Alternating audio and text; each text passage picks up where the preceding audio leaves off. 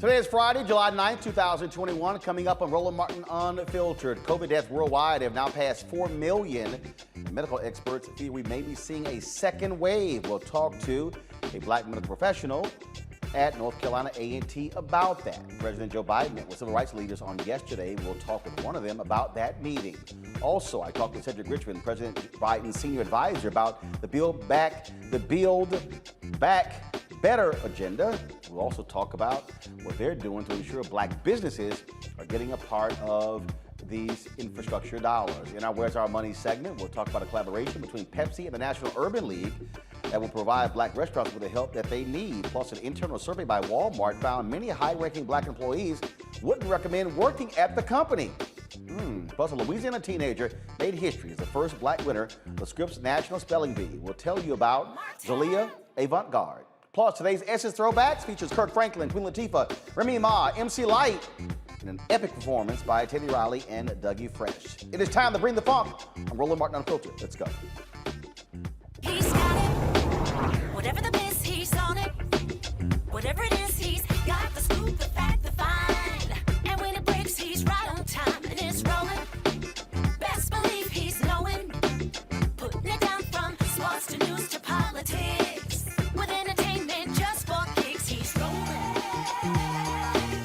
It's on go, y'all. It's Roland Martin, yeah.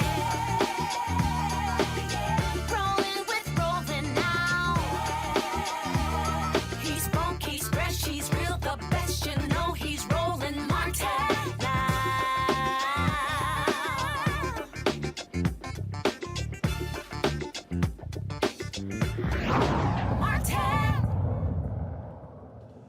4 million people worldwide have died of COVID-19. Folks, that is a devastating number. The cases, 186,618,097. Here in the United States, 34,677,918 reported cases and 622,235 deaths. Now, last week we told you about the Delta variant that is spreading rapidly and becoming the new dominant strain in the United States. Experts are saying another new variant, the Lambda variant, has already spread to 29 countries, including the United States, and is circulating heavily in South America. In North Africa, only 4% of Tunisia's citizens are vaccinated, which is twice the average across the continent. Countries are struggling with vaccination efforts due to a lack of accessibility. In Haiti, they're about to roll out their vaccination programs. Of course, they now have serious problems there because of the assassination of their president. Now, while other countries face the difficulties of the pandemic, the CDC is saying vaccinated teachers and students no longer need to wear masks inside school buildings.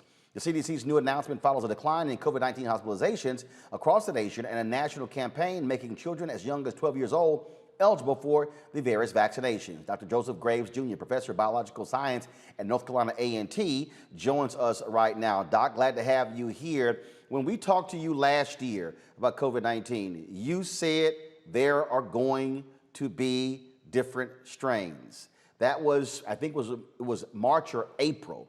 We now are seeing that. The issue that we're now dealing with is the vaccinations that have been created. Can they counter these new strains?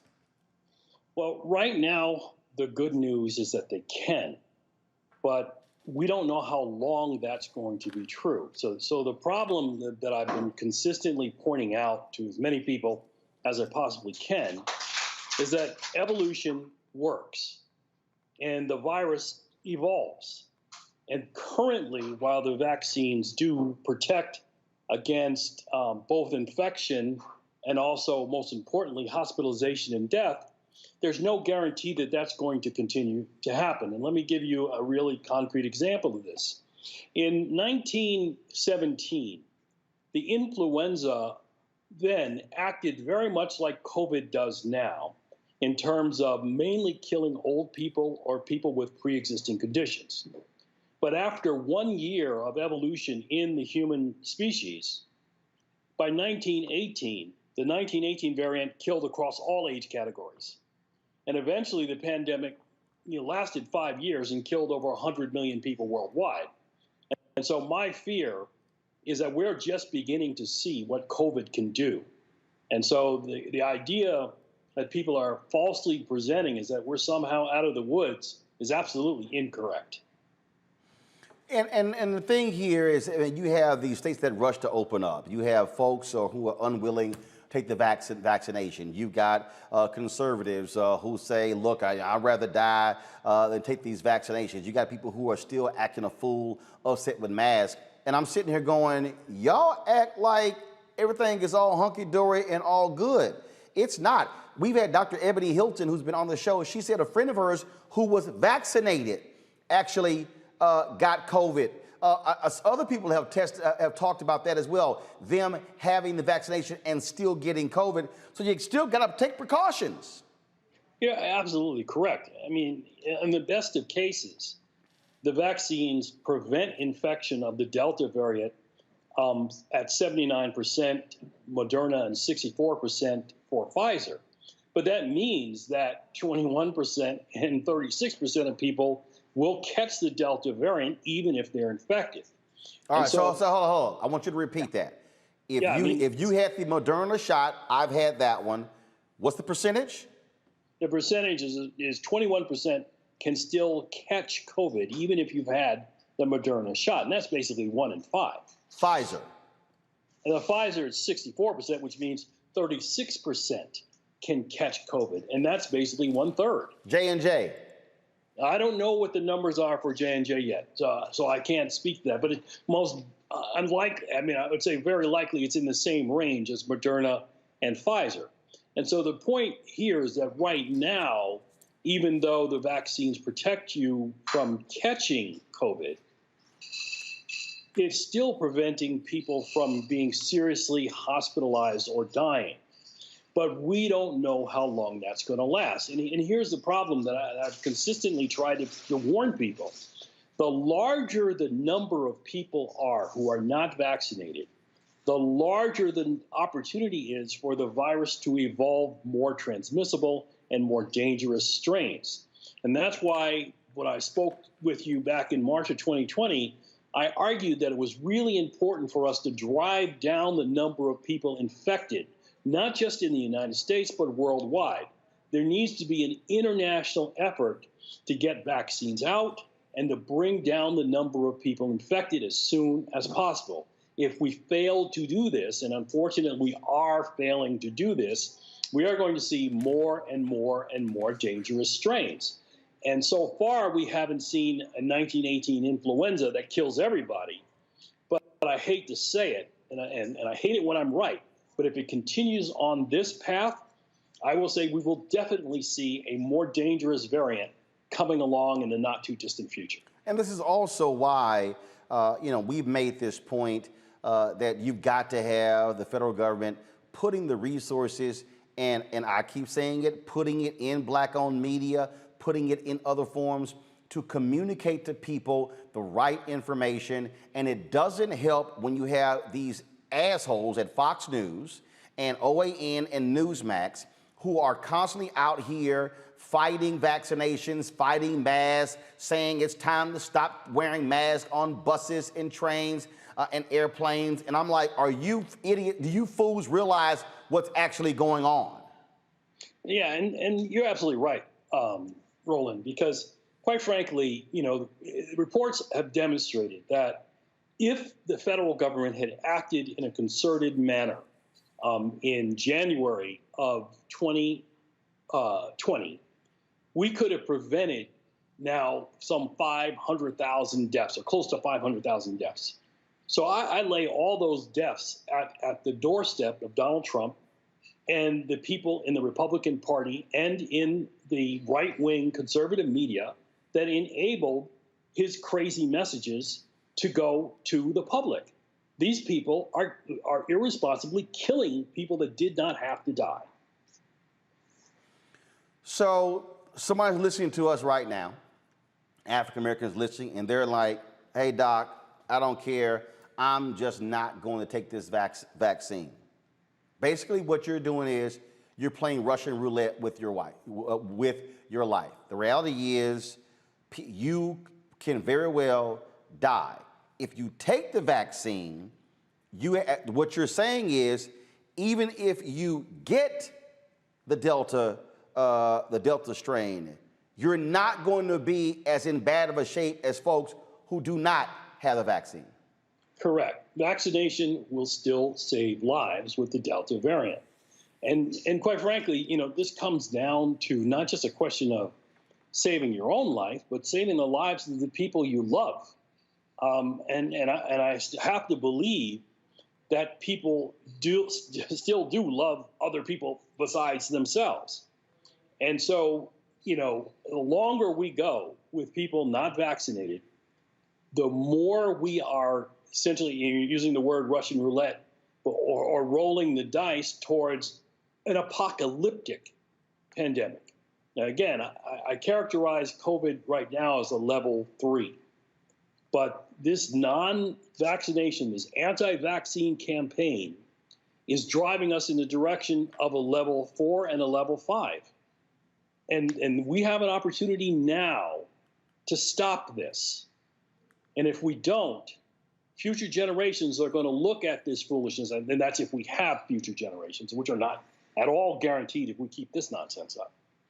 But they're going to look back at the foolishness of this generation, and we will be held account.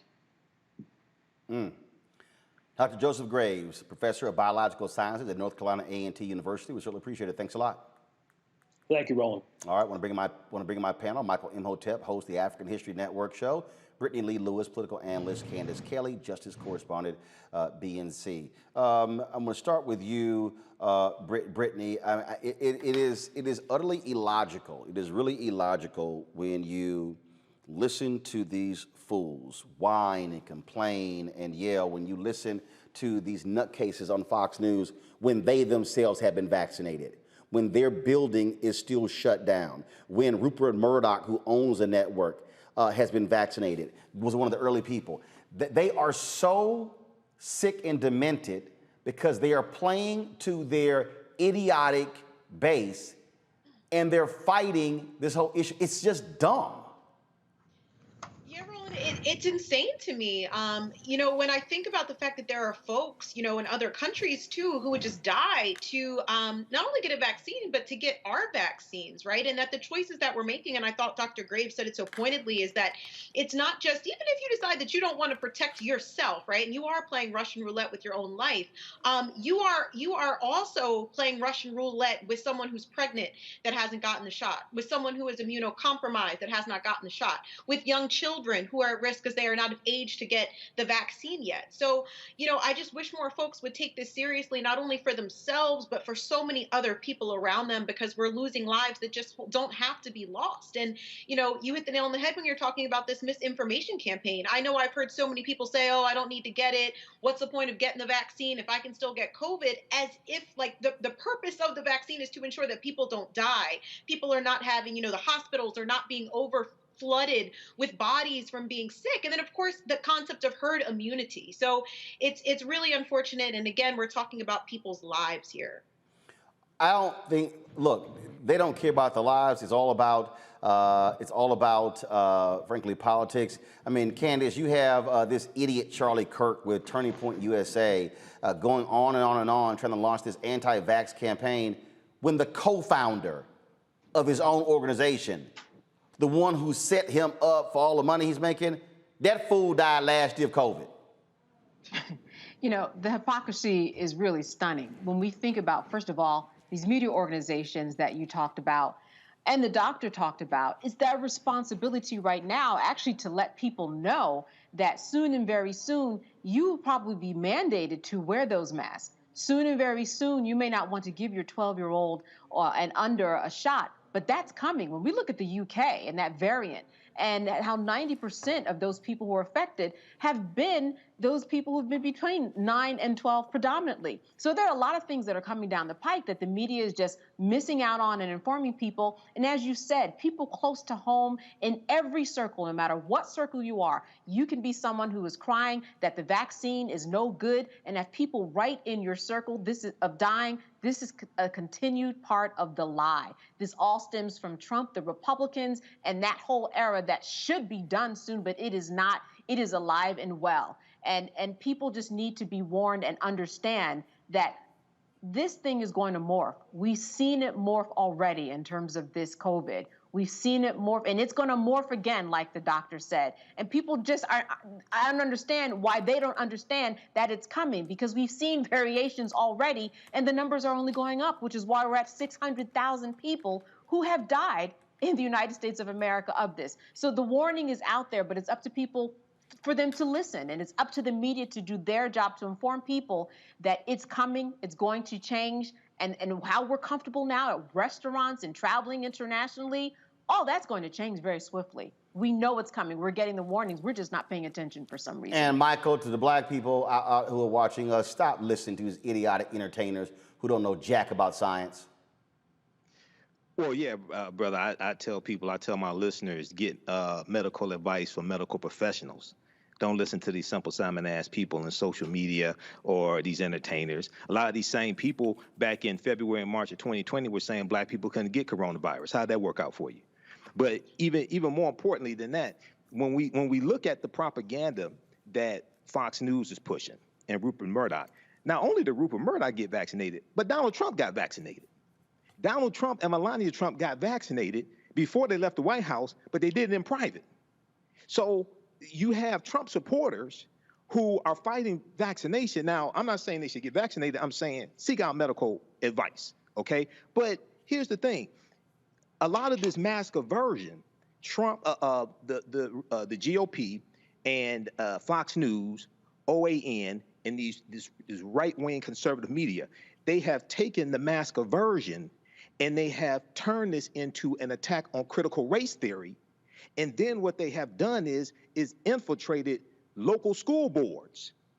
And Scruffy Two Shirts, Steve Bannon on his podcast said the way to political power now is gaining positions in your local school boards. So this is all a coordinated effort. Yep. Okay?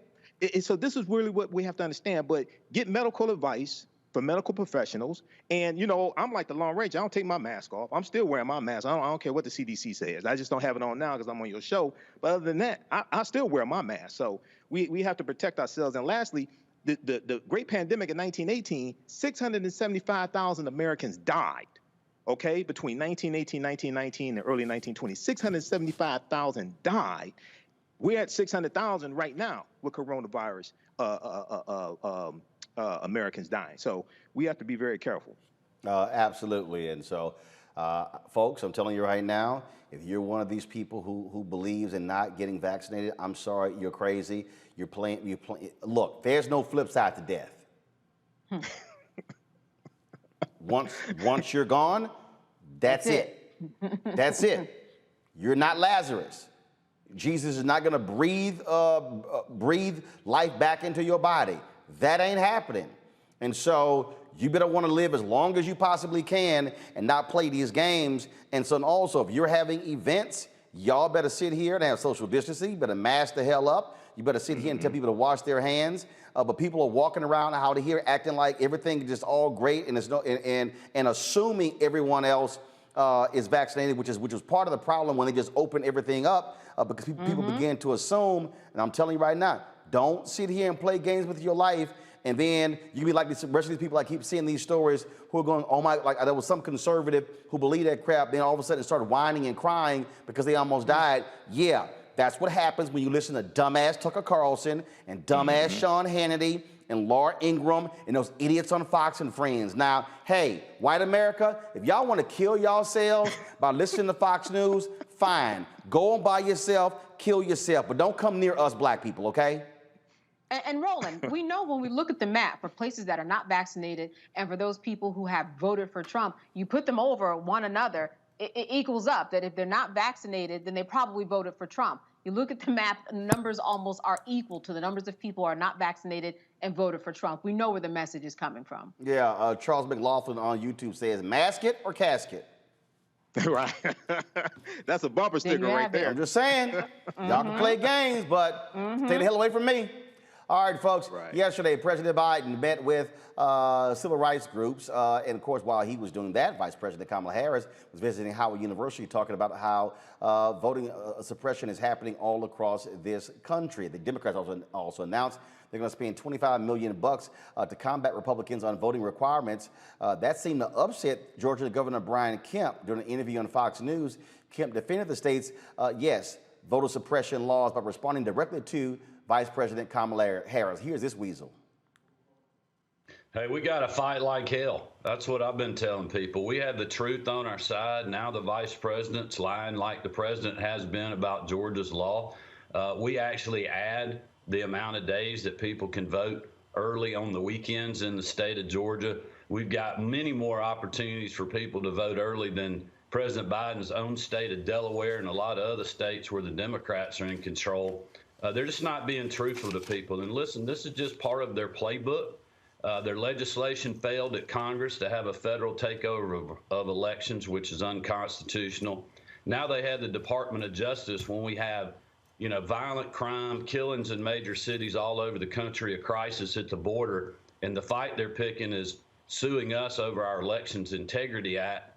And they realize now, after the Arizona ruling, that's not going to work. So now they're moving to the Democratic Party at the national level, trying to spend $25 million to cancel us. But my message is, look, we're going to stand up and fight. We have the truth on our side. But you need to be aware, they're going to try to cancel you. They're going to try to boycott your business, move your ball game, just like they did the All-Star game in Georgia. They're going to come after your way of life. This isn't a fight just in Georgia. This is a nationwide fight. It is one worth fighting, and that is what I'm going to continue to do. And that was a whole bunch of lying right there by Brian Kemp. We all know that's a trash bill. He knows it, we know it, and so it's simple as that. Joining me now is Melanie Campbell, President, CEO, National Coalition on Black Civic Participation. Dr. Janetta Cole, National Chair of the National Council of Negro Women. Both of them were at the meeting yesterday with President Biden. That meeting went a little longer than expected. Dr. Cole, how committed is this president to going around the country speaking on the issue of voter suppression and voting laws? My pleasure to respond to you, Professor Brother Roland Martin. Indeed, yesterday, the legacy civil rights organizations were convened by the president and the vice president of our country. We expected to be in the Roosevelt Room for 1 hour. It was easily an hour and 30, maybe 40 minutes.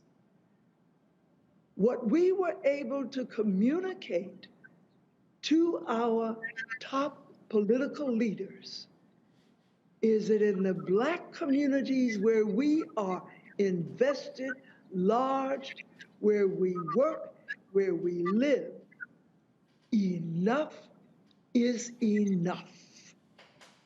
Voter suppression, which is being run in cynical, but unfortunately effective ways by the Republican Party, and this is not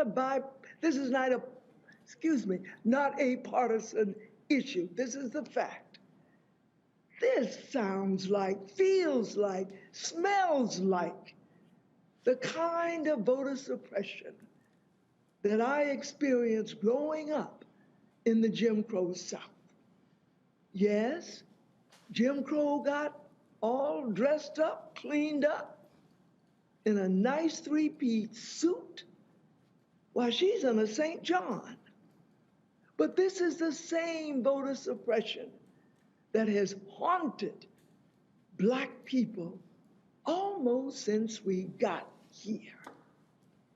In the old days, I'll tell you what happened when you decided to vote in your interests, when you decided that indeed it is your right to vote.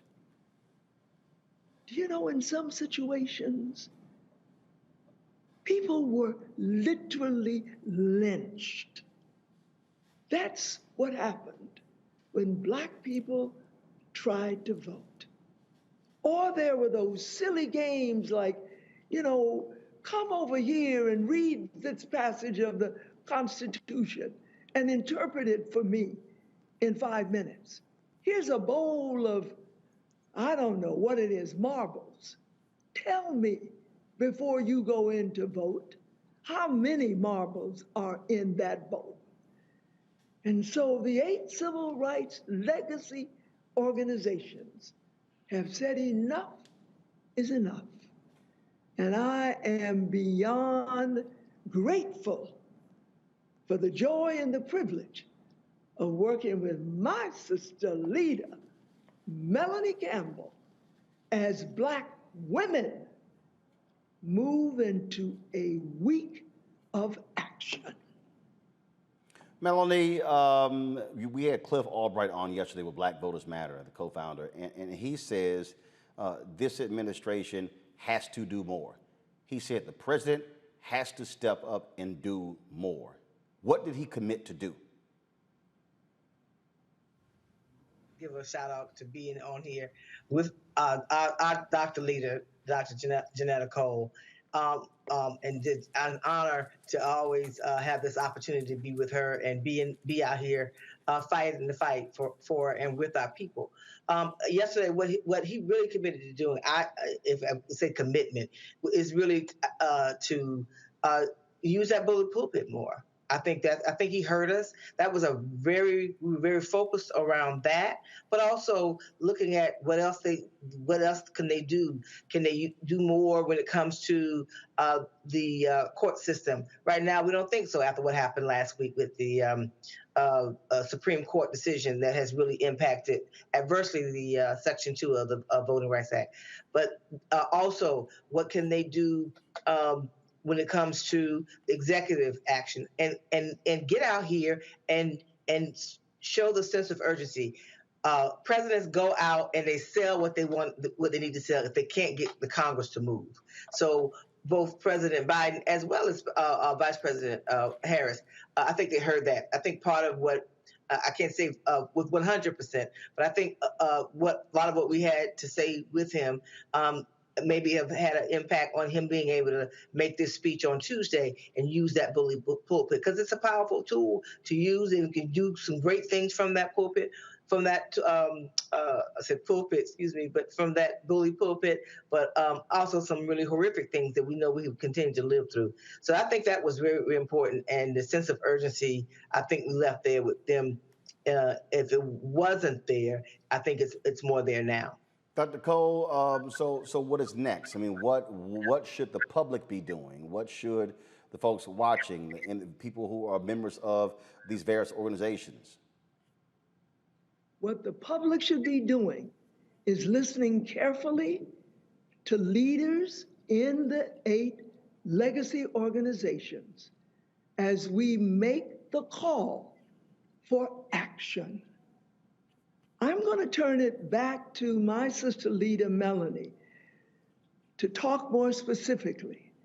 But let me just say from my perspective, again, growing up in the Jim Crow South, everything that we have gained as a result of action. And so what you will see in the coming days throughout the summer will be action in defense of our right to vote, which is at the center of American democracy. We're not just using words loosely. We're talking about a democracy under assault. That is the correct description when people, based on the color of their skin, are being systematically prevented from voting. Sister Mel, if the brother professor is willing, maybe you would tell us more specifically what we've got planned. And I want to make sure I'm clear. It's not that we're saying it's time to act. It's time to keep acting. Organizing is going on. Cliff and Latasha, I was out there with them on that freedom ride a couple weeks ago. So it's about continuing to put the street heat out here and to make sure that we set the alarm bells for our community and others to know that this democracy, as Dr. Cole said, is under attack. And our vote, when it comes to the reality of what we're up against, if we don't see federal voting rights enacted in this country by August, quite frankly, Roland, because of the redistricting, then the idea of people saying autocracy versus democracy, it will be that with what we've seen happen already with these 48 states in your home state of Texas, the fight is on down there, right? But at the end of the day, one of the things that's really important is that we know that we can't go to the court, the system, the Supreme Court. Just let us know where they stand. We have to have legislation, and we have to have it now, because if the redistricting is done with the same attacks that are on our vote with voter suppression laws, we're going to see the same problem, not just from the top when it comes to the Congress, all the way down to the school board. So that's one. So next week, what we're doing with Dr. Cole and I and others, Black Voters Matter, Fair Fight Action, Power Rising, Black women, we came together, A. Philip Randolph Institute, AFL, Democracy Initiative, and many others, Urban League and others.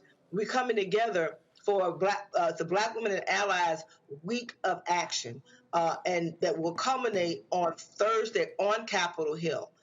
So we're going to use social media. We're going to have a call-in day, asking people to Roland, we need your help. Not putting you on the spot, but we do need your help to help us get that word out. The Senate will be back. The House won't be in, but the Senate. What we're saying is we have to be in the states every time they go home. We have to be out there making sure that they feel us. When they come back on Capitol Hill, they have to feel the presence, and we have to keep this on the front burner. So we're having this call to action starting on Monday with a social media day to start getting the word out. And folks will understand. We're going to have a town hall virtually, and then we're going to have a day of action. Call in. We want to break the switchboard, calling and telling those folks we want to see them pass the For the People Act post haste. And then on Thursday, we're going on Capitol Hill, and we're going to have a day of action. We're going to attempt to meet with senators. We're going to have some direct action on other things, a rally, and really show our presence for that week. And then I know that the following day is going to be either the leadership conference is having something, because it'll be a 1-year anniversary from the passing of John Lewis. So we're going to get in some good trouble, if you will, in the name of Congress, of our brother, the late Congressman John Lewis. And we have to keep the pressure on. We have to, so the meeting that we had, the mobilizations that have already been had, and we're trying to come together across generations, if you will. We'll have Tamika Mallory and others, Bernice King and others. It's just trying to get all of us together to, one, support each other's mobilization. So the whole idea of a summer of action is not one group, but it's all of us supporting each other and coming up with ways to keep the pressure on. And minimally, if they don't do right, our people will be mobilized and understand what's at stake. And what they're doing to try to impact us will roll right on over and impact others. Every time they try to do something to hurt us, we know historically it will hurt them. But unfortunately, it will hurt us more. But the issue here, Dr. Cole, is simple. There are 2 senators who've made it clear that they are not going to end the filibuster. And so the question is, this pressure, is it going to be targeting Sinema and Joe Manchin, Kristen Sinema of Arizona, Joe Manchin of West Virginia? I mean, the arguments that Melanie laid out, we have made, we have heard, numerous people have said it, but the reality is this here. There are 2 Democratic senators who who are refusing to end the filibuster. That's why the For the People Act and the Voting Rights Act has not been passed. All of that hoopla about Joe Manchin having a Voting Rights Act compromise, that died when they couldn't break the filibuster. He keeps hollering bipartisanship. She keeps saying bipartisanship. They can't find 10 Republicans. So, all right, what now? You're so right. Let's just use simple arithmetic. We don't even have to call it mathematics. We need every Democrat, I mean every, to stand up and speak out and vote in the interests of the people. We know that historically, this filibuster has been used to stop issues being passed, acts being passed that are in the interest of the people. And so I'm not gonna sit here, Brother Professor Roland, and act as if this is just a little challenge. You know, we can do the arithmetic and we can convince some more Democrats and maybe even a few Republicans. This is a serious challenge. And one of the things that I liked so much about our time yesterday with the president and the vice president of our country is that they had a spirit of realism, not optimism. Because when you do the simple math, it's hard to call it optimism. But realism says that there are still ways that we can get legislative action. Because if we can't, then we have to ask, what happened to our democracy? Melanie, final comment. I would say, Roland, one of the things that we continue to speak out about is reforming the filibuster. That we put that out there, and we will. That's part of the message too. I mean, and it's not about. I don't know that we can convince 10 Republicans. I participated in these meetings. First of all, the answer is no. Okay, I mean, I'm sorry. The answer is no. That's fine. But I can tell you this, brother, you know it. We're not going to sit on the sidelines. We got to keep pushing and fighting. It's like that's the bottom line. But on the fight, pressure. But on the fight, did y'all press President Biden to put more pressure on Sinema and Manchin? Okay, of course we did, Roland. Anybody that needs to be put pressure on, whether it's Democrat or Republican, we get that, right? So as I stated at the beginning, we put it out there. We told him they need to use the bully pulpit. He is the head of the Democratic Party. So those two people are Democrats. So put the pressure on your friends and your foes. But also, I don't think we can just do it through the normal process of just sausage making, which is why it's important that we all do what we can to push and get the people. We need a movement about this. We need a real movement that will take place in this country, because at the end of the day, whatever we do, we won't get anything. We could get something short term if we're able to get some other kinds of legislation passed. But if we don't have the ability in 2022 to pick the candidates of choice, we are in trouble for a decade and longer, because some of us have lived long enough to know that, right? So we know it's a uphill battle, and that's why it's like we need all hands on deck, and we got to support each other, and we got to raise the hell that needs to be raised with our friends and our foes. Dr. Janetta B. Cole, Melanie Campbell, we certainly appreciate it. Thanks a lot. Thank you, Roland. All right, y'all take care. Michael, I'll start with you. Here's the deal. I need to see Biden putting pressure on Sinema and Manchin. He's not. When he spoke in Tulsa, he said 2 senators. He wouldn't even name them. We knew he was talking about, but he wouldn't name them. And so here's the dilemma that these legacy civil rights organizations are going to have, and Cliff and Latasha with Black Voters Matter have talked about it. You're going to come back to black folks and ask for more? What argument can be made that you got control of the House, you got control of the Senate, you control the White House, and you still can't get a voting bill passed? Roland, I'm gonna try to be as respectful as I can.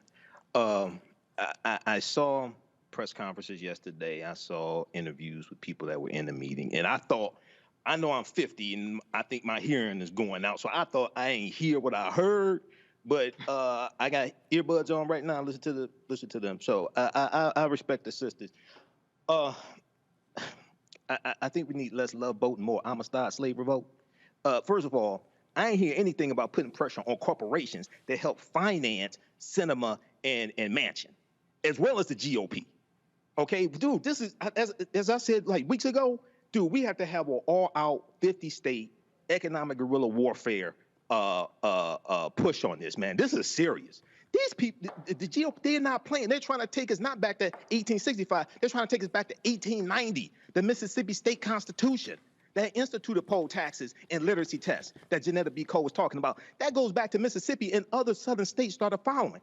FEC.gov, brother, ProPublica, back in, I think, 2016, 2018, when Cindy Hyde-Smith was running for the Senate seat in Mississippi, ProPublica put out the information from the FEC.gov that talked about the Republicans who were being funded by corporations. Dude, that's public knowledge. Federal Elections Commission.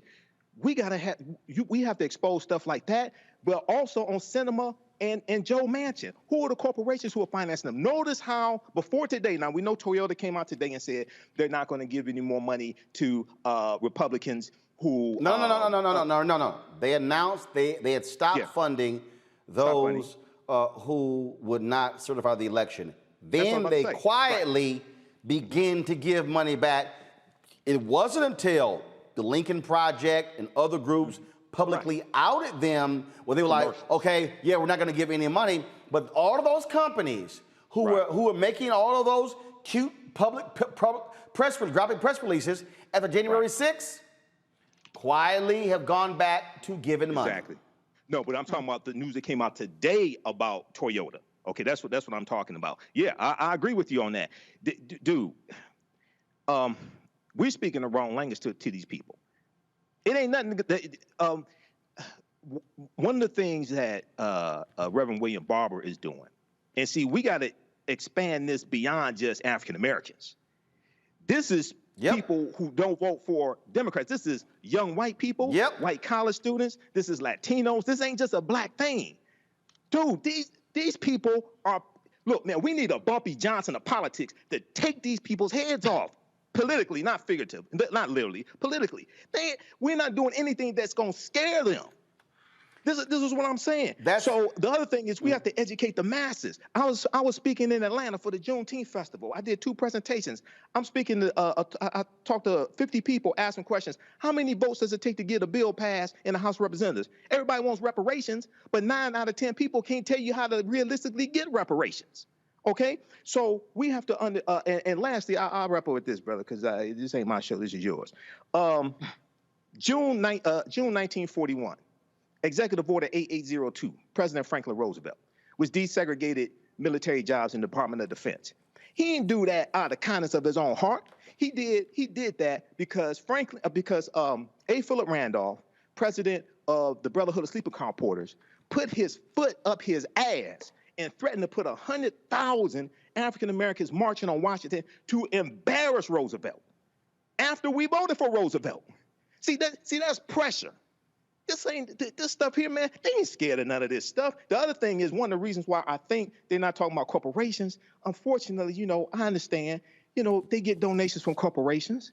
But the hell with that, man. Look, we need less love vote, more Amistad. The thing here, Brittany, when you begin to look at in terms of what's happening, again, we know exactly why the For the People Act hasn't been passed. We know who the blocks are. And at the end of the day, President Biden is going to have to do more. What I mean by more? Easy. President Biden needs to go to Arizona and, yes, deliver a real, hard-hitting speech on the issue of voting rights after the Supreme Court decision, which was the Arizona case. He needs to not be afraid of Joe Manchin and go to West Virginia and look them broke-ass white folks in West Virginia in the eye and say, y'all are also being screwed. Mm-hmm. Absolutely, Roland. So many important points have been made. First and foremost, Sinema and Manchin are full of it. And I think Michael is also absolutely correct. We have to hold them and their supporters, including those corporations, accountable.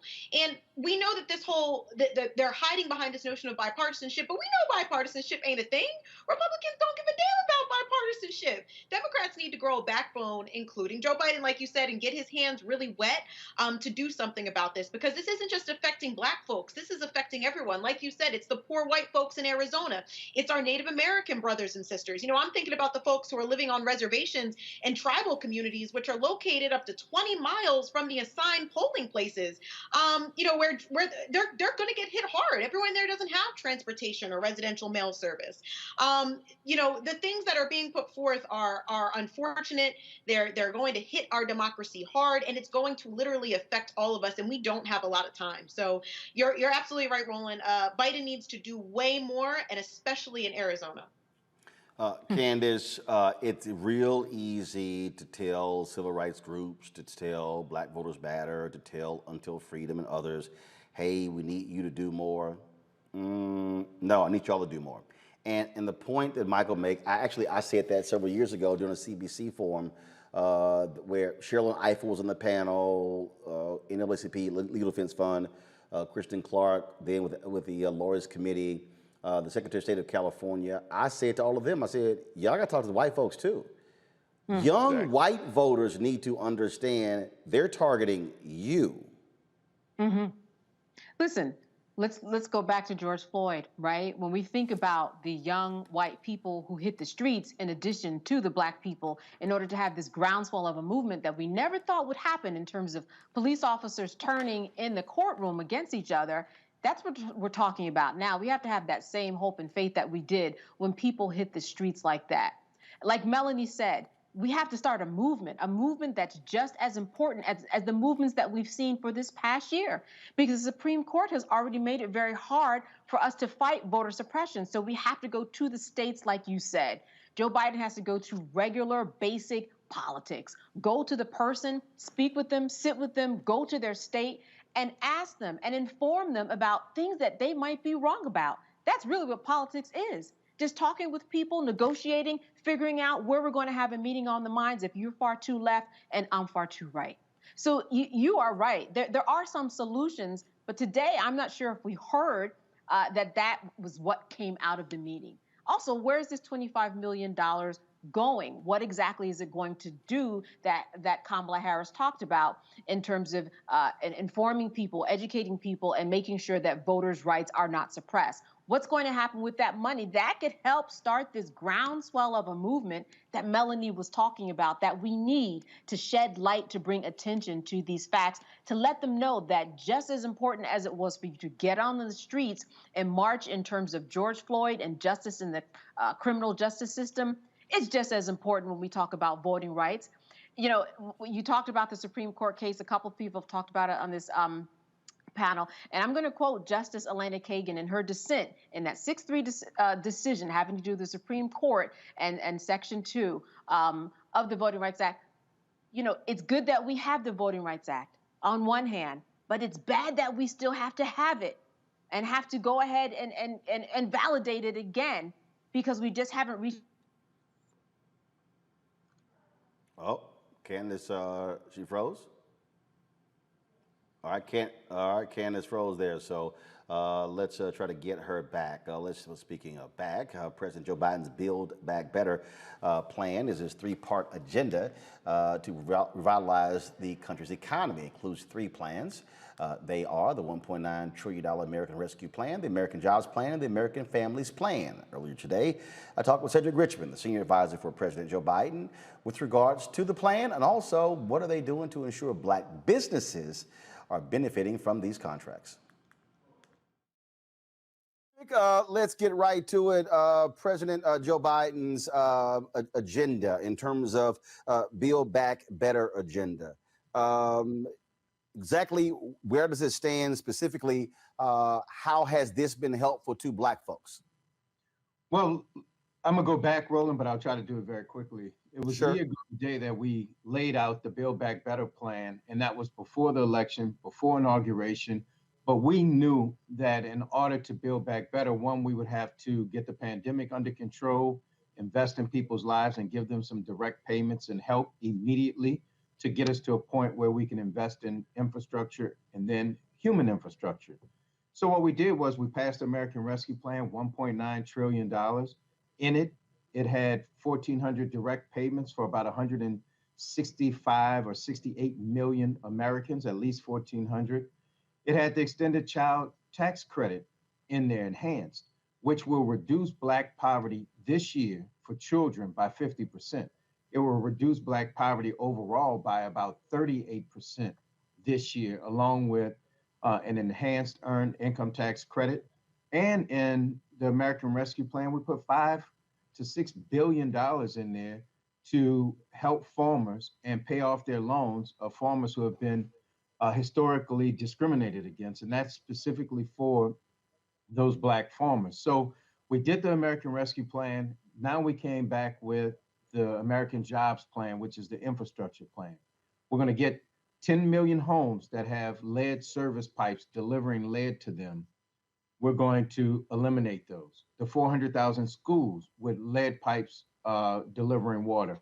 We're going to make sure we do that because too many of those people who are on the other side of those service lines are Black and brown, and we know that water with a high lead content leads to issues and problems. The other thing, Roland, I'd say is that we did the biggest financial investment in HBCUs in this country's history. We did $4.2 billion for HBCUs, $1.6 billion in capital finance, loan forgiveness or debt forgiveness, which they had been asking for and desperately needed, and then another $2.6 billion to help them through the hard times. And so we know that the Black community is disproportionately taking the health pandemic effects of it and the economic. And so we're going to cap it off by leaving the American Jobs Plan and then going to the American Families Plan, which combined the American Families Plan with those things that were left out of the Jobs Plan. And that's where we get our Build Back Better plan from. And that's going to invest in another 2 years of free education. 3 and 4 years will be in school, not daycare. We're going to make that child tax credit that we did for 1 year. We're going to make it, we're going to extend it out along with the enhanced earned income tax credit. And that child tax credit, 95% of the children in this country, their families will get a tax break because of the legislation we passed. And families with children will start seeing checks come on July 15th every month to the end of the year, because we don't think people should wait to the end of the year. We think they should get it every month to help them while they're raising children. So we think it's a comprehensive plan. And also in the families plan, you have paid family leave. You have money for elder care in our care economy, so our seniors can stay at home as opposed to having to be somewhere else. We're going to raise the pay of those people who work in the care economy, which are disproportionately Black and brown and female.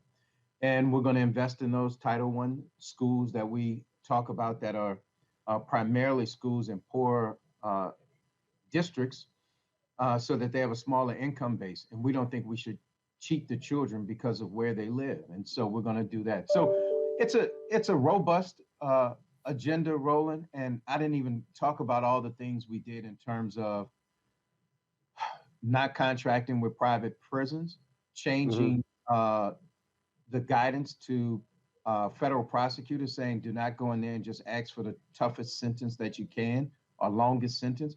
Make sure that it makes sense.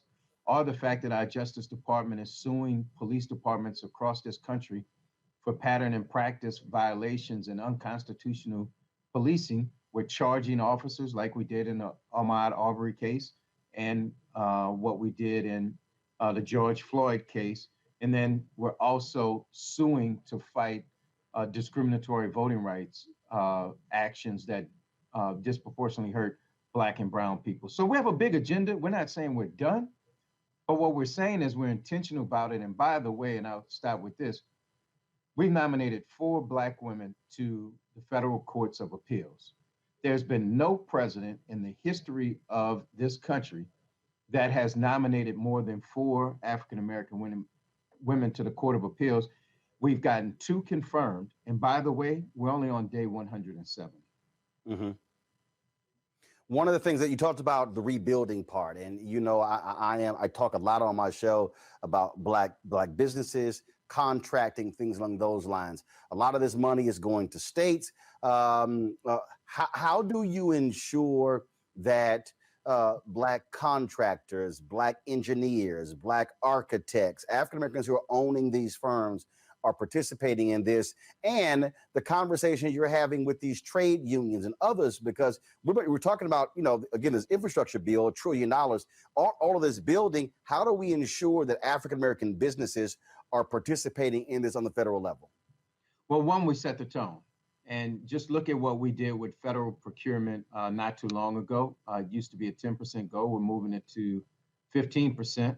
And what that amounts to is $100 billion over 5 years. But the other thing, I think it all starts at the top. And you have a president that's not afraid to say minority contracting or racial equity or economic equity. And he wants to make sure that Black and brown people are participating. So if you look at what we did with the American Rescue Plan, we didn't send all the money to the governors.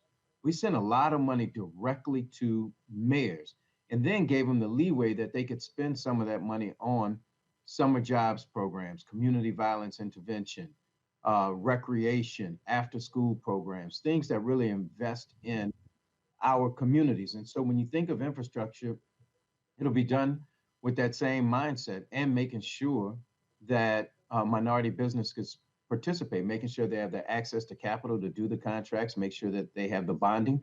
But more than anything, make sure it is our expectation and desire for small Black and brown businesses to participate. And as a part of that, when we talk about, you know, obviously going from agency to agency, we know one of the things that happened before, typically under Democratic presidents, you have an unbundling of contracts. Under Trump, they bundled them back. So you really have these large contracts. You know, it was Maynard Jackson who showed how by unbundling those contracts, breaking those primes into smaller contracts, allows for Black-owned businesses to compete. Is that also happening? Is that the edict that has gone down to different agencies? Yeah, that's our goal. And I think the president actually talked about that either in a speech or executive order. And then you have Ambassador Rice, who's running our whole of government racial equity department, so to say, our task force. And she's making real strides there. And we're going to make sure that we break down all those barriers. Yeah, you bundle a whole bunch of contracts. Small Black businesses can't float those payrolls for all that time, nor get the bonding. And so that's been a way that people utilize just the procurement requirements and the size and scope of contracts to keep people out, and especially small Black and brown businesses. And what Maynard was able to do still shows today. If you look at Herman J. Russell Construction Company, which is one of the largest African-American in the country, it was because of that airport job. And so we get it, we know it, and we're pushing SBA to make sure that they are monitoring, that they are desegregating data, and that they are making sure that they're investing in companies so companies can get these contracts and be successful with them. And we just saw there was an announcement that Wells Fargo, I believe, they're stopping their lines of credit, and that's one of the issues as well. And so for SBA, anything when it comes to ensuring capital, because look, a lot of you, as you know, a lot of Black businesses can float their companies for 30, 60, 90 days waiting on government contracts to pay, sometimes 180. And so that's also, is that also a part of that responsibility or the edict coming down from the White House to the agencies? Yeah, and I'll give President Obama a lot of credit. President Obama very quickly, when he was in office, said that he would like to get to almost, I think it was a 60-day or 30-day payment. And that would be our goal too. We think it's doable, but we think it's important, especially when you start talking about the size of contracts that are labor intensive, floating that payroll, the matching taxes that go with it. All of those things add up to a lot of stress on small businesses. So what we're also doing, Roland, is making sure that we give the SBA more money, billions of more dollars. And I think our plan is to give them either $25 or $35 billion more so that they can do exactly what we need them to do to help small, disadvantaged Black and brown businesses grow. All right, then.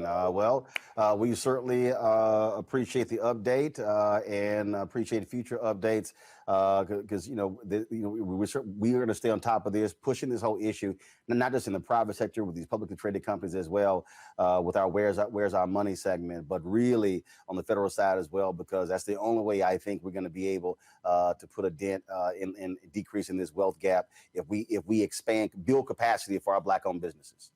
Roland, let me just thank you for what you're doing. I think what's really important is is how you communicate to people and how you hold people accountable. Look, we don't mind passing that Janet Jackson test of what have you done for me lately. We believe if you look at the historic investment in HBCUs, if you look at what we're doing, what we want to do in housing and all those other things, we are being intentional about helping the Black community, the brown community, and not leveling the playing fields, but actually bringing equity into it. So the more that we can educate people on exactly what we're doing, it's the more they know that elections actually have consequences. That, yeah, we got rid of the Muslim ban. Yes, we ended private prisons. All those things that we did almost on day one to rectify the damage that President Trump had done. They won't know about it but for you. So thank you for giving me this opportunity. Appreciate it. Thanks a bunch, and we'll chat soon. Thanks a lot. All right. All right, folks. Got to go to a break. We come back. First Black winner of the National Spelling Bee. We'll show you who she is. She also got some basketball skills. We'll also talk about a Confederate statue. Bye-bye in Virginia. Also, Black senior executives at Walmart not happy with the company. All that's next on Roland Martin Unfiltered. Back in a moment. I believe that people our age have lost the ability to focus the discipline on the art of organizing. The challenges, there's so many of them and they're complex, and we need to be moving to address them. But I'm able to say, watch out, Tiffany. I know this road. That is so freaking dope.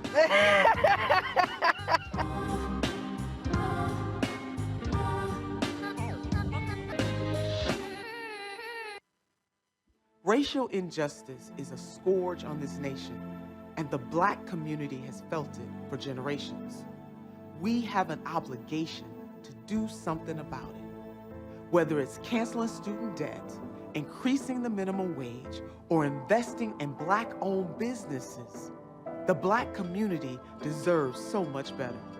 I'm Nina Turner, and I'm running for Congress to do something about it. Seeing a non-constitutional filibuster being used to block constitutional voting rights, and we can't stand for that. And people all over the country are saying they want VRA, they want the For the People Act, they want living wages, and they're tired. We can't separate this stuff.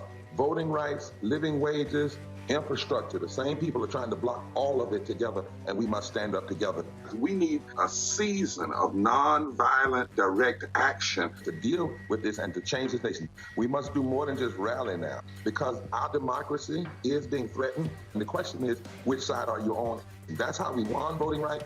That's how we're going to keep voting rights. This is a serious moment. This is not a small moment that we're in. If we got to sit in Senate offices, if we got to sit in the streets, we're not going to do an insurrection. We're going to do a resurrection. We're not going to do an insurrection. We're going to do active mobilization all across this country and in Washington, D.C. Some things you can't compromise on. We cannot fail in this moment. Hey, I'm Cupid, the maker of the Cupid Shuffle and the Wham Dance. What's going on? This is Tobias Trevelyan. And if you're ready, you are listening to and you are watching Roland Martin Unfiltered.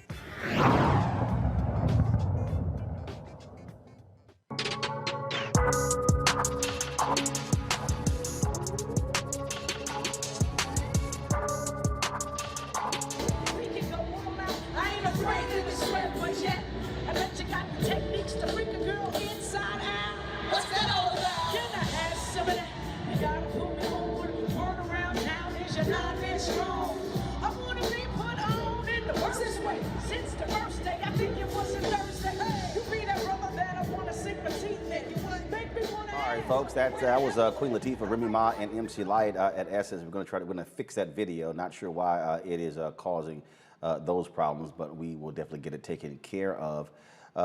Folks, let's talk about a couple of stories. One that really jumps out that is kind of interesting, and that is black employees at Walmart are making it perfectly clear they're not happy with the company. Bloomberg reported today an internal survey where many high-ranking black employees would not recommend working for the world's largest company, while the country's largest employer has been vocal about recruiting a diverse workforce and spending millions of dollars toward advancing racial equity.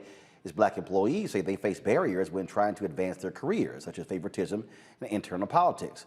Black employees make up nearly 21% of Walmart's workforce, but only 12% of the black employees are on the managerial level and just 8% at the officer level. Candace, I'll start with you. Last year, I actually spoke at Walmart at their Bentonville headquarters for their MLK program. CEO Doug McMillan was there. I got a chance to go to lunch after that with a number of black executives. And the questions I raised to them then were, what are the numbers? And really, when they talked about sort of the top tier positions, you never really had more than two. And we had a conversation about the kind of pressure that needed to be applied and making it perfectly clear, the opportunity that was there. Then, of course, you had the George Floyd death in May. Walmart announced that they were going to spend $100 million over 5 years on issue dealing with race equity. But the thing that I keep saying to these companies, whether it's Walmart, whether it's ESPN, whether it's Disney, whether it's, we can on and on and on, that it's very easy to provide aid and scholarship to folk you don't know. But if you cannot deal with your own house, that's really irrelevant. It's sort of like the people who say, I want to help black kids learn, but you won't help your nieces and nephews who can't read. Right. If you don't take care of home, you ain't got credibility going outside of home. Exactly. So the fact that Walmart is talking about how they sponsored the Essence Festival, sure, that sounds nice on paper, like you said, but we know, first of all, I'm surprised that there were two people in various positions when you talk to these big managers and giants at Walmart. Normally there's O&O, one and only. There's a one and only person, right? And I'm sure that you've been that person along your career too. I know I have, and probably everybody on this panel. So the bottom line is, like you said, what is happening behind closed doors when we have managers that are hanging out with each other, during cocktail hour and babysitting each other's kids, and they're able to carpool at work. A lot happens outside of the office space and inside that apparently Walmart needs to look at. Because listen, the employees said, pay not so bad, benefits not so bad, but no, I wouldn't work here. That wasn't even a marker or an indication in terms of I could stay here. The pay is good enough where I can stay here. They said it was okay, but I can't stay here and I can't recommend friends or family to be here. That is a big deal. They need to have an internal assessment as to what's going on, to why these 56, I believe, higher ups said what they did so that they can correct it, because it's not going to be corrected with, as you said, just giving scholarships or money to Essence. The thing here, Brittany, in the moment that we're in, and this is what I keep saying to black folks who are in these spaces. You ain't getting shit today. So why are you going to be so quiet tomorrow? I mean, at some point, people have to understand that unless you call folks out, and look, and I get it, there are people who are afraid to lose their jobs. There are people who have kids in private school. They say, well, Roland, everybody can't be, and trust me, I've heard it all my whole career, Roland, everybody can't be as radical as you, we all can't do that. And I'm like, guess what? And y'all just gonna sit your ass and sit and be quiet and complain. And then what I can't stand are those parking lot militants. The ones who talk a lot of trash in the parking lot as you're walking to the car leaving home, but then when you go back into the building the next day and it's time to speak up and you do so and you turn around and they sitting here like, you know, and you going like, yeah. At the end of the day, these companies are not going to change unless we have black people inside of them who are forcing the change. Absolutely, Roland. I wish that I could say I'm surprised with Walmart, and I think that anybody who knows anything about the retail giant knows that they're famous for all types of, anti-union policies, the use of foreign labor, child welfare issues. They're notorious for wage theft. So, one, I'm not surprised. I think it's a reflection of what's going on even at the bottom, right? Our hourly workers are struggling and constantly talking about the issues that they're running into at Walmart. So I'm also not surprised that we see that when it comes to the supervisors and black people in general. I mean, the very institution of Walmart is racist. Its business model is essentially racist, no matter how much, philanthropy they claim to do. So I'm not surprised. And it's imperative that, I hope everyone gets together and organizes against the chain, right? Because you're right. That's the only way that anything is going to change. And the thing here is, Michael, this ain't just Walmart. I mean, we could just sit here and just do a roll call of company after company after company after company after company where they have these issues. And look, Doug McMillon was a nice guy when I met him, was very receptive to what I had to say. And this is actually what I said. In fact, Walmart was supposed to send me a copy of my speech. So let me tell my office, they never did. So let me tell my office where my video. But this is what I said and I spoke to all the Walmart employees worldwide. They were all by feed. This is what I said to them. Walmart, you by yourself can change America. First of all, do people realize that there are several daily flights direct from New York to Bentonville, Arkansas? Y'all, I ain't say, hell, you ain't got a lot of direct flights to Little Rock. But the reason there are direct flights to Bentonville is because of Walmart. And Tyson Foods is down the street. So the reality is Walmart shifts industries. Companies like Amazon shifts industries. That's right. Procter & Gamble shifts industries. Apple shifts industries. And so what I said to Walmart, with the CEO, Doug McMillon, sitting right there, is that if you make a decision that this is what we're going to do when it comes to diversity, this is what we're going to do when it comes to advertising with black media, this is what we're going to do when it comes to contracts with black-owned companies, you can alter the entire industry if you then say, and if any of y'all doing business with us can't match us, you can't do business with us. That is how you change the game. Yeah, we have to renegotiate our relationship with corporate America, brother. I'm not surprised with Walmart, and I was just about to say we have to do this with corporations across the spectrum that we spend dollars with. Now, this is connected to the protests of summer 2020, the George Floyd Black Lives Matter protests, when all these corporations came out and they said, we're going to pledge this amount of money, that amount of money, things like this. How did you change internally? Okay, and how are you treating African-American employees? But the other question I would ask Walmart and all these other corporations, why are you so silent now on these voter suppression bills as they're passing? It's like about over 20 have passed state legislatures. No. So see, this is like, here's my whole deal. Follow me here. Okay. That's a separate issue. See, let me tell you why I'm separating them. Okay. The reason I'm separating them is because that gives the company an out. I want to deal with the money. Yeah, I agree. See, because here's the deal. I think a lot of them, they want us to have that conversation. See, let me unpack that. And this is, let me unpack that. And I want everybody who's listening, people who are watching it and listening to the podcast, to understand this.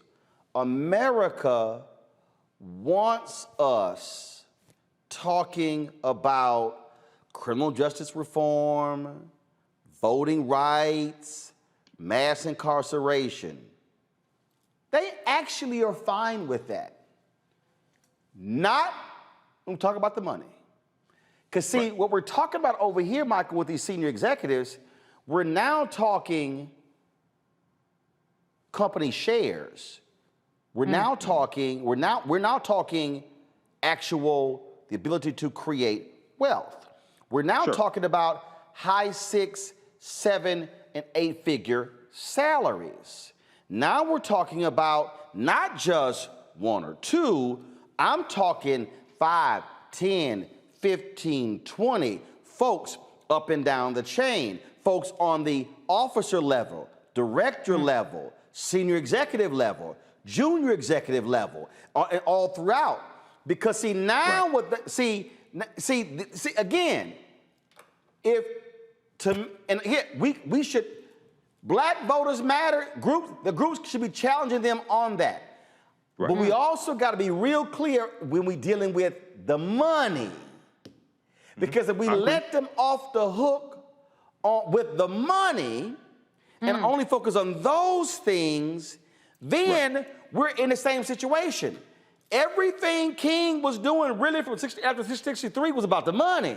What happened was Black people actually, we were so heavily tilted to politics that we didn't focus on the money. This complaint here about from the Black employees, this is not a survey of all Black employees. This survey that Bloomberg got their hand on was 56 senior Black executives. That's a money conversation. Oh, I agree. As somebody that graduated from Wayne State University's business school, I totally agree. It's about the money as well. And when we had that conversation about the money, in addition to that, conversation about contracts that these corporations, including Walmart, have. Contracts for janitorial services, contracts for advertising, all that, because that deals with African-American-owned businesses. Contracts for advertising on Roland Martin Unfiltered. That deals with African-American-owned businesses that are allowed to grow, okay, because they have contracts with these corporations as well. That's another conversation dealing with the money as well. So I totally agree with you. We have to have multiple conversations. Yeah, so I think now according to Walmart, this was a preliminary deal. There were several affinity groups they have there. They have ongoing conversations. But the thing here, it was very interesting because, you know, when we had that lunch, a lot of them Black employees were like, damn, this bro is like really radical. And I'm like, hello? See, hello? I've been there. I mean, again, my whole deal is when these companies invite me to speak, I don't change my message. I don't change my tone. I'm real clear. If you gonna invite me, you gonna get me. And I'm gonna say, and what I also do is I challenge Black senior executives to say, hell, y'all can't be quiet. Because if y'all quiet, we know that brother in the mailroom and that sister on the dock, we know she gonna be quiet. That's right. And what also, and see, right now, Candace, where I am on this thing is, you got Black people sitting on boards of directors. They has got to say something. Here we are out here demanding these companies spend more with Black-owned media. I need the Black people sitting on the board at Pepsi to say something. I need the Black people sitting on the board at McDonald's, sitting on the board at Apple, the Black folks sitting on the board at Square. We could go on and on saying something. You ain't there just so you can get some stock options and get some cash. You supposed to be there representing more than just you. You can't not say something now. Monday is not going to be the same. Monday shouldn't be the same in terms of now that this report is out, What is the next step? The power is in the hands of those 56 men and women who are in those positions, and let it trickle down. Like you said, let them see what you're doing at the top. They're at the top of the top, not the top where most of the white men are. But for those who are at the top of their game internally there at Walmart, they have to do something, and it will trickle down. They've got all the power. We're talking about it here tonight. They've got the power tonight, so Monday's got to look different. They have to hold Walmart accountable. And Brittany, I just want y'all go to my computer. I just want to show y'all. This is their website. This is the executive management team of Walmart. Doug McMillon, President, CEO. Dan Bartlett, Executive Vice President.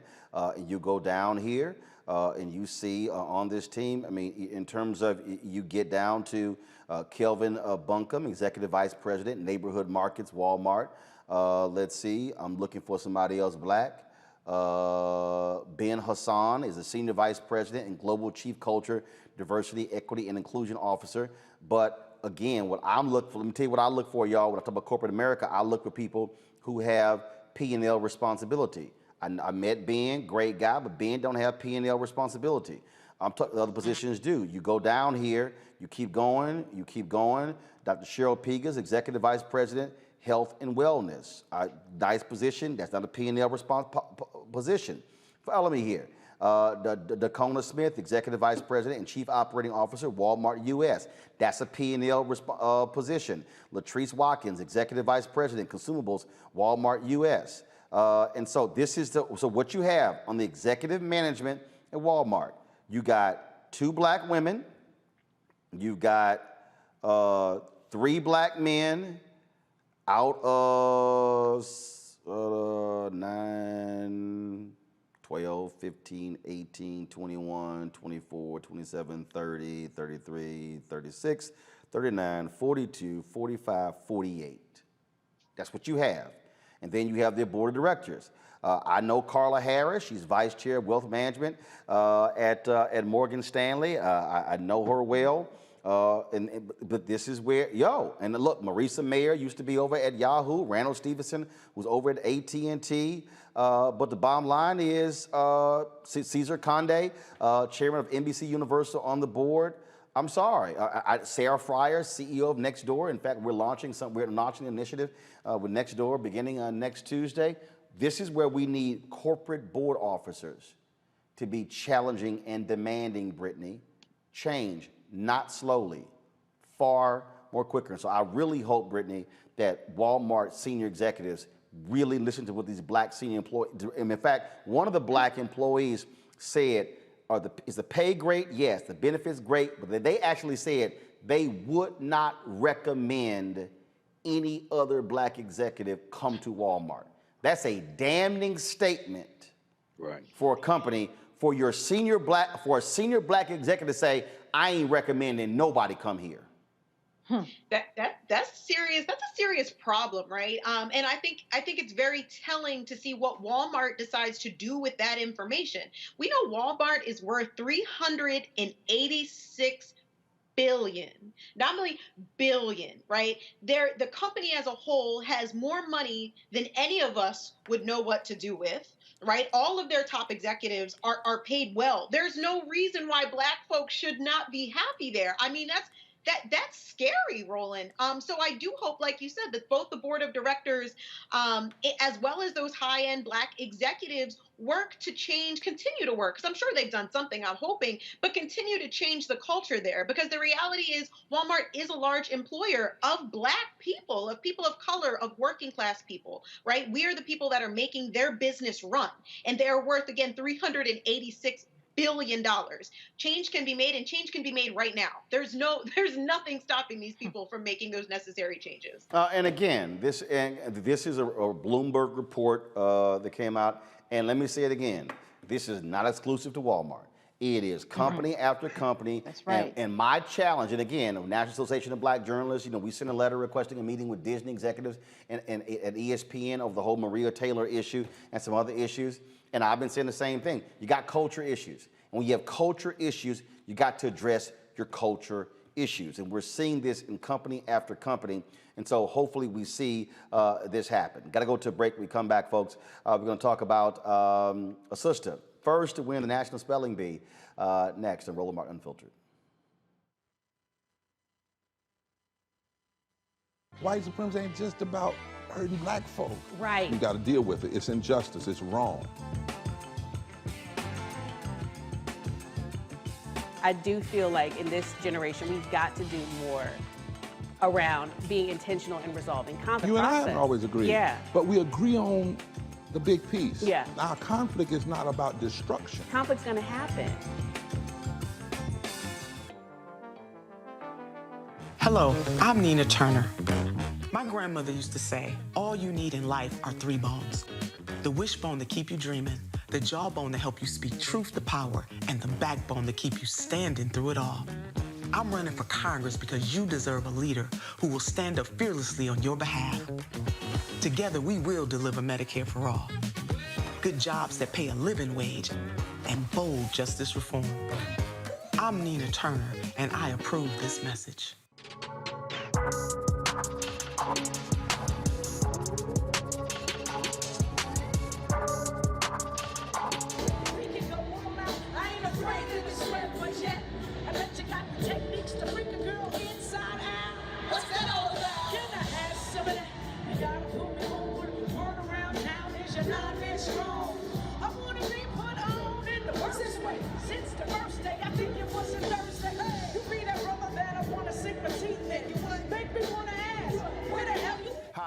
Nolan. What's up, y'all? I'm Will Packer. I'm Chrisette Michelle. Hi, I'm Chaley Rose, and you're watching Roland Martin Unfiltered. Folks, in Charlottesville, Virginia, 2 Confederate monuments will come down on tomorrow. That's right, the removal of Confederate Generals Robert E. Lee and Thomas Stonewall Jackson will be open to the public, and the city has set up designated public viewing areas. A city council decision to remove the monuments comes 5 years after the initial petition by Zion Bryant. A year later, the city council voted to remove the statues, and white nationalists responded by marching through Charlottesville during the Unite the Right rally. The 2 statues will be stored in a secure location on city property until the council decides what to do with them. I say you just blow them up. What the hell? They really serve no purpose. Just blow them up. All right, y'all. Look, again, and for all the white folks out there who want their statues, fine. Put one in your house, but it does not need to be on city grounds. And let me also be clear, there's one party that is supportive of these statues, and that's the Republican Party. That's who you see doing this. All right, folks, I love this story. In Tennessee, the Knoxville Police Department has launched an internal investigation into an off-duty officer knocked unconscious for allegedly making racist remarks. You got your ass knocked out. While attending a wedding reception, Officer Tanner Holt reportedly told a black man there he didn't know they let black people in the reception hall. Witnesses say Holt continued to badger the brother with racist comments. After repeated pleas with Holt to stop, the black man knocked his punk ass out, unconscious. Holt was transported to UT Medical Center for treatment. No charges have been filed in the incident, and the Knoxville Police Department has not stated if or when Holt will return to duty. See? Yeah. Look. We trying to chill, Brittany. Listen, Roland, I bet you he won't say no foolishness like that again. I bet you he won't try that again. He got what was coming to him. I'm just, I keep warning these white people, Michael. Y'all need to stop rolling. I'm telling. What do I always say? Y'all gonna roll up on the wrong brother at the wrong time and gonna get your ass knocked out. Right. Well, brother, he was blue before this. Now he's black and blue. They've been listening to Donald Trump too much. They've been sitting up here drinking the Kool-Aid, and they think they can just say whatever. And yeah, you were campaigning for an ass whooping, and you just got elected. That's what happened. Simple as that, Candace. Look, we see all these videos of people keep accosting people. I'm telling you, all of these people, they are lucky black people have lots of patience.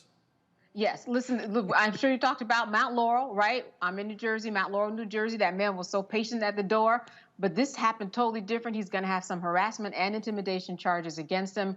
There's going to be some charges on his side too, but let's make sure those harassment and intimidation charges get stuck on that officer first. Oh, same. Yeah, the dude in New Jersey. Oh, yeah, he learned a real valuable lesson. Real valuable. Now, so I'm like, all right, dog, you just keep talking that trash. And then he was just so dumb, he gave his address out. Yes. Like, and then said Right. he was drinking. Blamed it on drinking when he already had a history of harassing people already that wasn't related to drinking. None of it made sense. Hey, you can sit and try to blame that on drinking all you want to. All I know is, look, he got exactly what was coming to him. All right, y'all, let's talk about this feel-good story. A sister out of Louisiana makes history as the first black winner of the Scripps National Spelling Bee. Check out 14-year-old Zalia Avant-Garde's winning moment. Maria, M-U-R-R-A-Y-A. That is correct.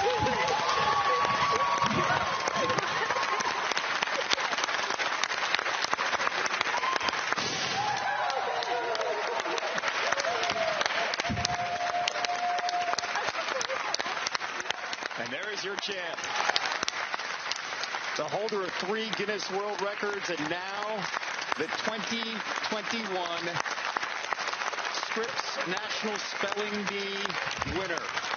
Now, before claiming the Scripps crown, Avant-Garde won the 2020 Kaplan Hexaco Online Spelling Bee. She used that $10,000 prize on study materials and $130 an hour sessions with a private tutor. Y'all, I was reading the story and she talked about actually doing spelling words 7 hours a day.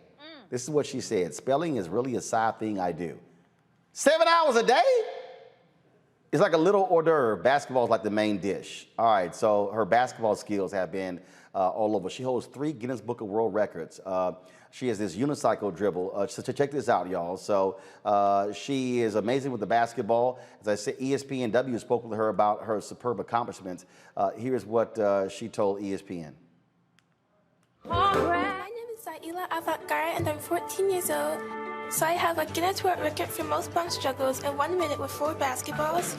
Don't remember the number, but it's a lot. Then I have one for most dribbles in 30 seconds with 4 basketballs. The one I have, which is like the crowning achievement of all basketball Guinness World Records, is the most basketballs dribbled in 1 minute simultaneously, which is 6 balls. For my 13th birthday, I decided that I wanted to celebrate becoming a teenager to do a Guinness World Record. I don't know, it was just kind of like just rapid succession. I couldn't just stay doing one thing for forever, so you just keep going and going. I'm on the road and I put that on the game. Yeah, miss me with that bullshit. All right, y'all. That's an amazing story. Great smile there, and man, really, Candace, spelling is a side thing. She spends 7 hours a day spelling words. You know what? That's what it takes to be great and excellent and number one at something. What I love most about this story is that one day her father was just watching the spelling bee and said, "Hey, can you spell this word here?"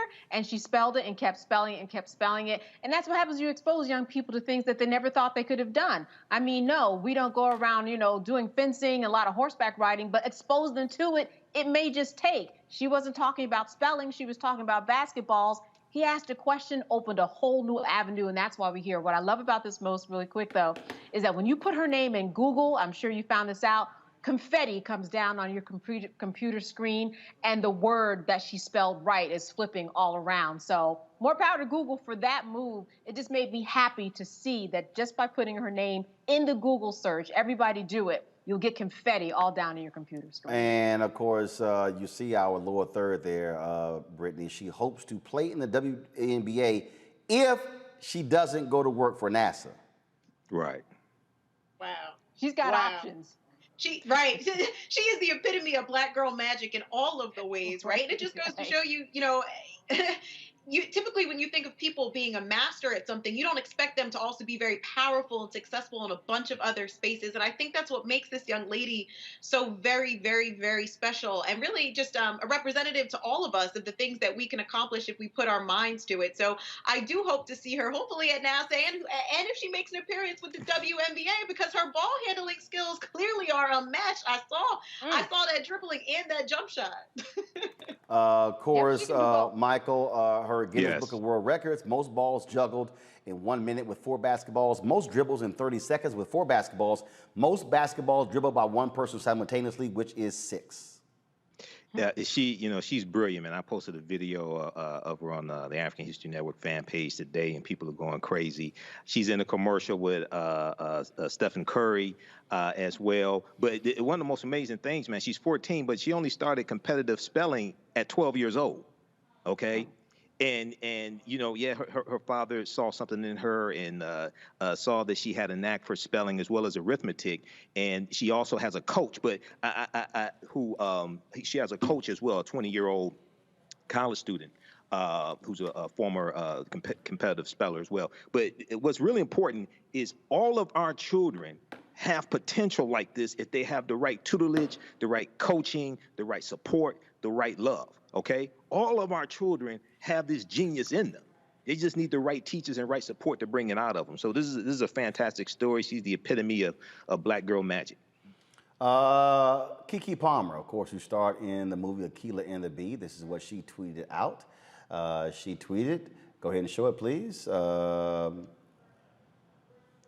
See, y'all see it right there. The real life Akeelah. You guys, so a great post there from Keke Palmer. This also is a tweet that sent out. First of all, that was an Instagram post from Keke Palmer. This is a tweet that was sent out by my frat brother, Dr. Walter Kimbrough, who's the president of HBCU, Dillard University in Louisiana.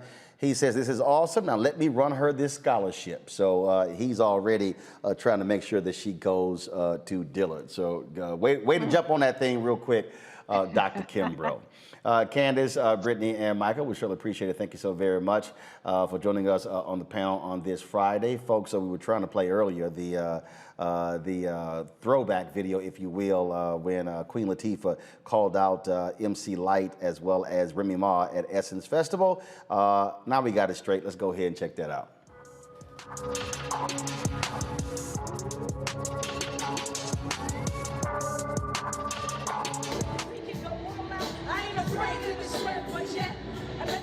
Techniques to bring a girl inside out. What's that all about? Can I have some of that? You gotta pull me over, turn around now, is you're not that strong. I wanna be put on in the worst this way. Since the first day, I think it was a Thursday. Hey, you be that brother that I wanna sink my teeth in. You wanna make me wanna ask, where the hell you been? I like the way you people all that personality. But I got flavor too. It isn't here with me. Hey, make some noise, man.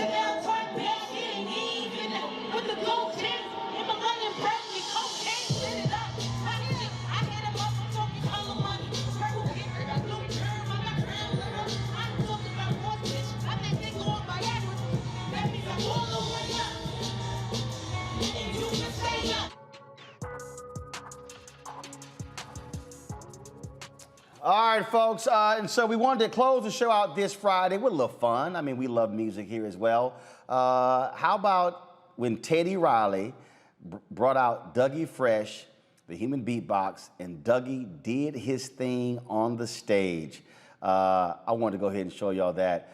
It's always great to see my man Dougie Fresh when he hits the stage. And so we're going to play that. We'll end the show as well with our Bring the Funk fan club. Y'all know how to support us. Joining our Bring the Funk fan club, Cash App, $RM Unfiltered, PayPal.me/RMartinUnfiltered, Venmo.com/RM Unfiltered. Zelle is Roland at RolandSMartin.com, Roland at RolandMartinUnfiltered.com. And so, just to end us on a great note, if y'all actually want to see also the replay of the Essence Festival, 2021 Virtual Festival, go to EssenceStudios.com, Essence.com. And we want to thank Coca-Cola for being a sponsor, being a partner with us. And so we're going to close this Friday out with my man, Dougie Fresh, Teddy Riley.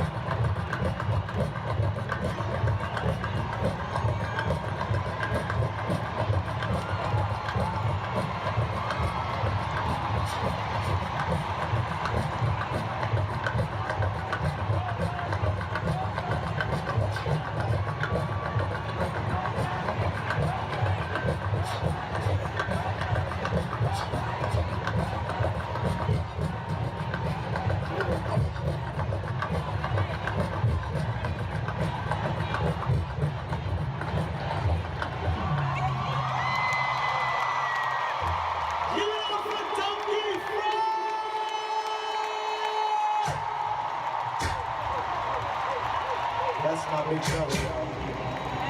As you can see, most definitely, we are what it is, that he is, and I am. You know what, we're gonna be fun. We're ready to be right now.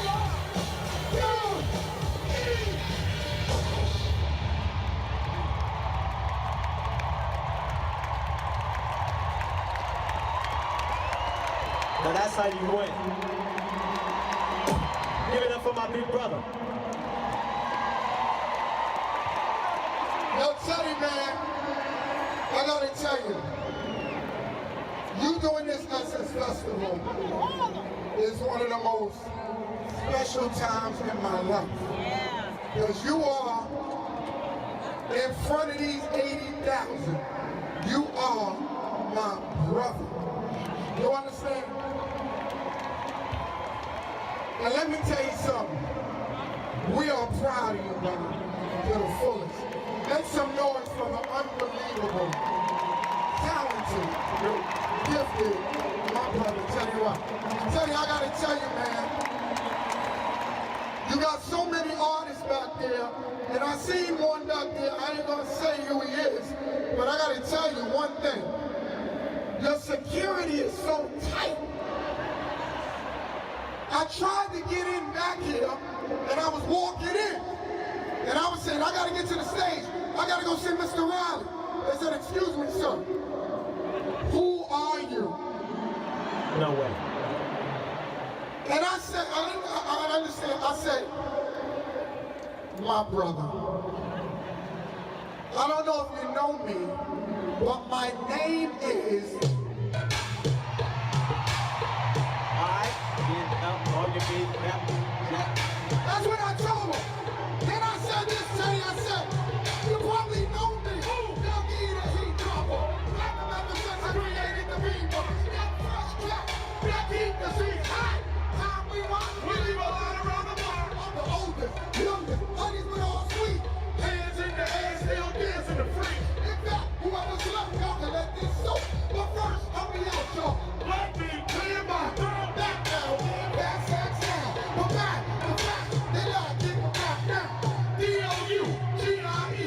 Don't front, I know you, and you know me. And let me change, y'all. What the dollars and the flow. And the ownership because I'm in control. From the juice school, don't get it twisted. Such flowers.